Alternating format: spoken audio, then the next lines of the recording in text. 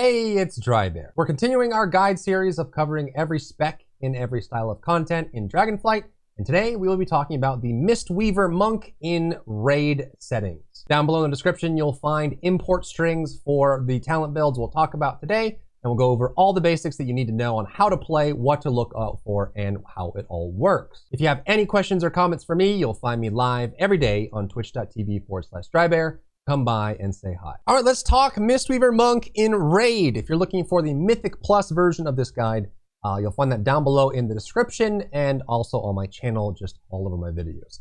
I'll just have a playlist for all of it as well. But today we're gonna talk about how to play Mistweaver Monk as a healer in raid. And thankfully, I think Mistweaver Monk is amazing in raid. They may, depending on how things go, they're getting some pretty major talent reworks. This whole bottom right side of the tree is going to get a new ability plus some new effects. We're getting Shadowlands gift back from Legion, which should be fun. We'll spawn mists all over the place that we can suck in and do some cool stuff. We'll see how that impacts overall, but I would say that Mistweaver Monk feels just fine in raid. You just have to know how to manage cooldowns and how all the mechanics work. Otherwise, if you're just running out there and you're casting Vivify over and over again, your numbers are going to be abysmal and it's going to feel really bad. So let's talk about how to play it.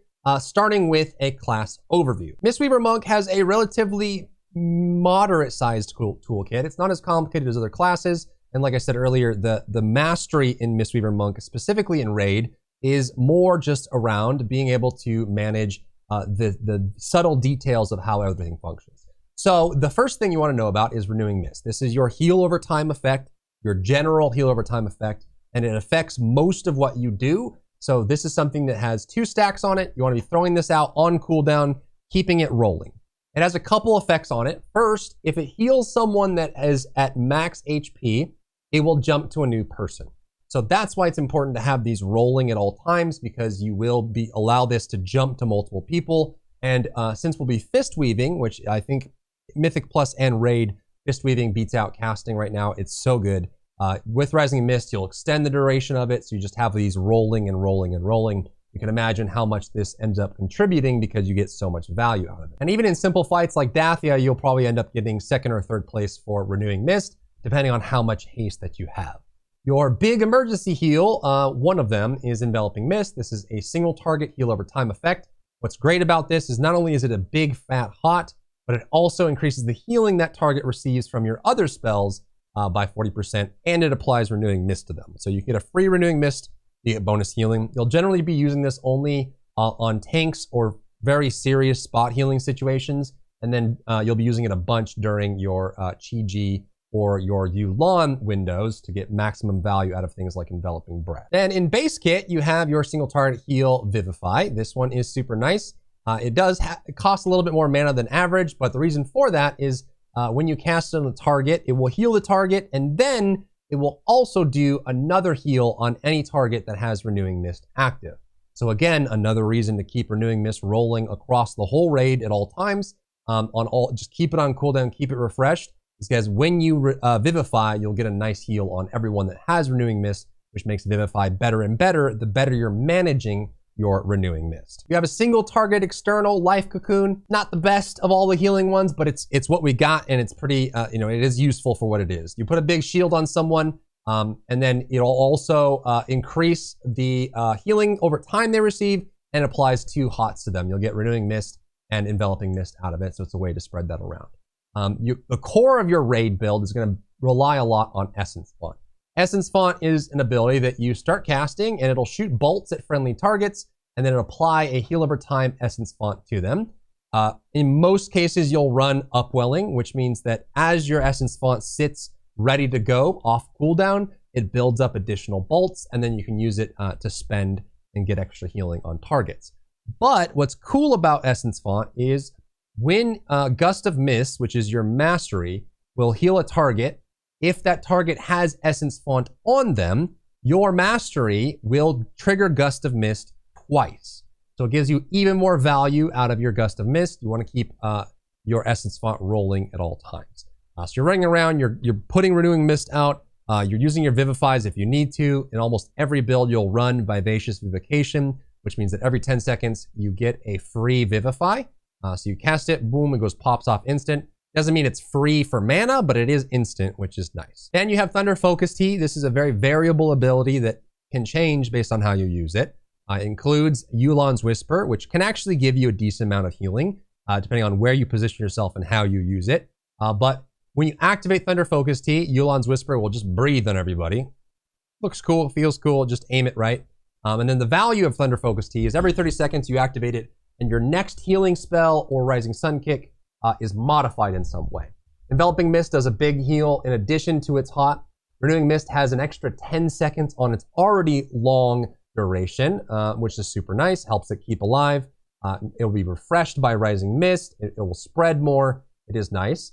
Vivify costs no mana. Rising Sun Kick has a drastically reduced cooldown, and then Essence Font channels faster. As you can see, when you have 18 bolts up on Essence Font, it takes quite a while to get this to go out. It is still healing and applying Essence Font.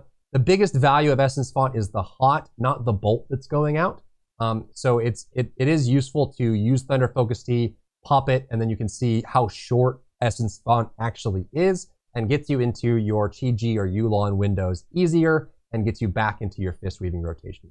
That's how long it took without a Thunder Focus Tea. We can let it build up to 18 stacks here really quick, and I can show you how fast it is with Thunder Focus Tea. So you pop Thunder Focus Tea right into Essence Font, and it's twice as fast. So it's nice to get that all done. It'll shoot all over the raid, and then you're done. You're good to go.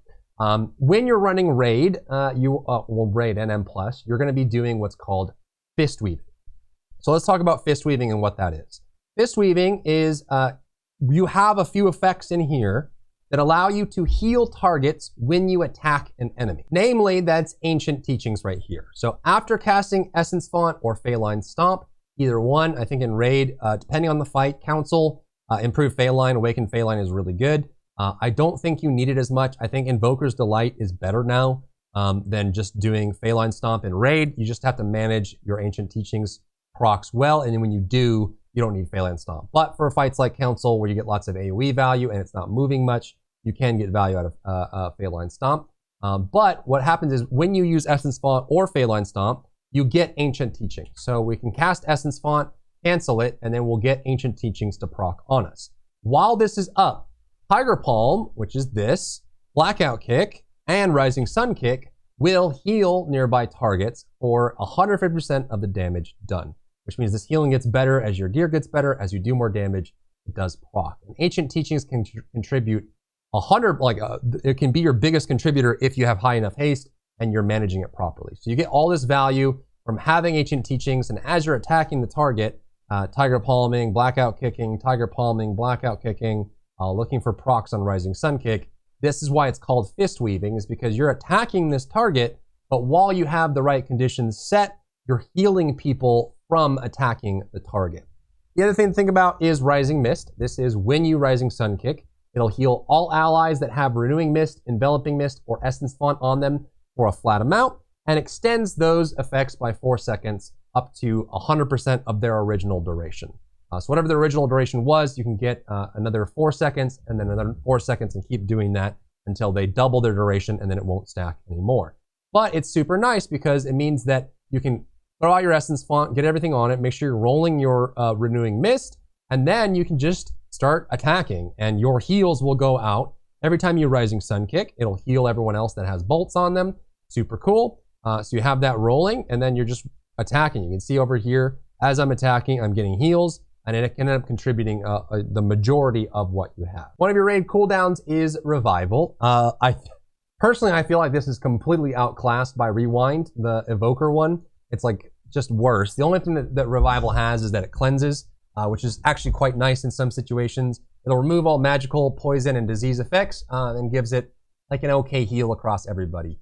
To make the most out of Revival, I would recommend, proccing trinkets, and throwing out like whatever buffs you can to get a huge fat Revival, because you only get one, and unless you're running modifiers for it, it will be a 3-minute cooldown. But it can be useful because unlike Dathia, when you're flying through the air, it's an instant cast. You can pop it up before people land and keep them alive. But your big cooldown and the win or loss for most Mistweavers is managing your Celestial, either Yu'lon, the Jade Serpent, or Chi-Ji, the Red Crane. Either of these, depending on which one you pick, changes your playstyle a bit, but a lot of your value is going to come from using these properly. So let's talk about it. Yulon and Chi-Ji are two different. Usually Fistweaving does Chi-Ji, and then Caster does Yulon, though there are builds that Fistweave with Yulon, and you get some really cool value out of it. I think right now Chi-Ji in general, since everyone's running high haste, Fistweaving is just better. So what happens? You summon Chi-Ji, boom. Now while Chi-Ji's out, you have some extra bonuses, and depending on how you've modified it, it'll last a certain amount of time. So while Chi-Ji's alive and standing next to you, it'll kick up a Gust of Mist, which is your mastery heal, when you Blackout Kick, Rising Sun Kick, or Spinning Crane Kick. So while Chi-Ji's out, as you're Fistweaving, it just makes your Fistweaving better, because then your mastery is triggering additionally from Chi-Ji, and you get some stacks on it as well. The stacks are the biggest part, because every time you attack with Blackout Kick, Rising Sun Kick, or Spinning Crane Kick, you get a stack of this Chi-Ji effect. And for each stack, you get 33% reduction to the cast time and cost of your next Enveloping Mist. So if you get 3 stacks, like Rising Sun Kick, Blackout Kick, then Spinning Crane Kick, you'll get 3 stacks. Your next Enveloping Mist will be free and instant, which is super cool. I mean, already Enveloping Mist is a nice hot. It increases the healing. It'll apply Renewing Mist on the target. And it's just a big fat heal, and not having to spend mana on it is super nice as well. But the extra benefit to this is kind of why you want to line up your Chi-Ji windows properly is Enveloping Breath. You can actually get some crazy heals out of Enveloping Breath. So how this works is when Yulon or Chi-Ji are up and Enveloping Breath is on a target, it will heal that target for an additional amount and increase the healing they receive from you. And it'll heal up to AoE. It's 6 nearby targets that have the Enveloping Breath next to your Celestial. Super cool. So one thing that you do to manage your Chi-Ji properly, and you do the same thing for Yulon and Raid, is you get, generally you want to have as much hots rolling as you can, because you're about to go into a very tight window, especially if you're running Gift of the Celestials. This makes Chi-Ji have a 1 minute cooldown instead of 3 minute, but it cuts the duration in half, so your window is much smaller. But if you're running Invoker's Delight, you get a bunch of haste. So that's kind of how it works.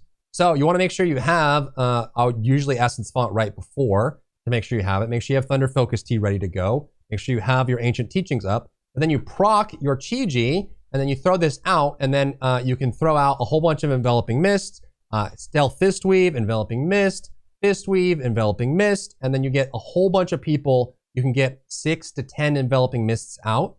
And then not only that, but that's proccing Enveloping Breath, which is huge AoE healing. It's increasing the healing they get from you. You're also auto-attacking, which does your Ancient Teachings, which Chi-Ji, the Enveloping Breath is increasing. Enveloping Mist is increasing. Like, your Chi-Ji window is everything in Raid. You get a lot of value out of it if you use it properly, and you use it at a time when everyone's low HP and they're going to stay there for a while, because you get a whole bunch of bonus healing out of it. So that's kind of how you manage it.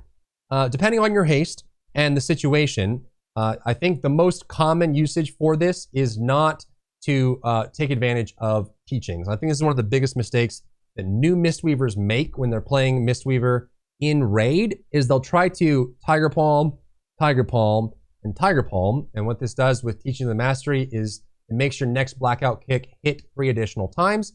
You go, brah, and it hits 4 times total. You'll get an instant 3 stack of this, and then you'll spend it, and then they'll go and Tiger Palm again. The reason I wouldn't recommend it is because Tiger Palm doesn't trigger Gusts of Mist for Chi-Ji. It doesn't give you super good value out of your Ancient Teachings, because it's based on damage done. And it won't give you anything closer to Rising Mist, because you need to Rising Sun Kick. Blackout Kick has a chance to reset Rising Sun Kick, which means that you can get Rising Mist more, you can trigger it more, you get more value out of it. So for most Chi-Ji windows, if you don't know exactly what you're doing, what you can do is you can put out your Essence Font, make sure your hots are rolling on everybody, make sure everything's ready to go, and you have your cooldowns.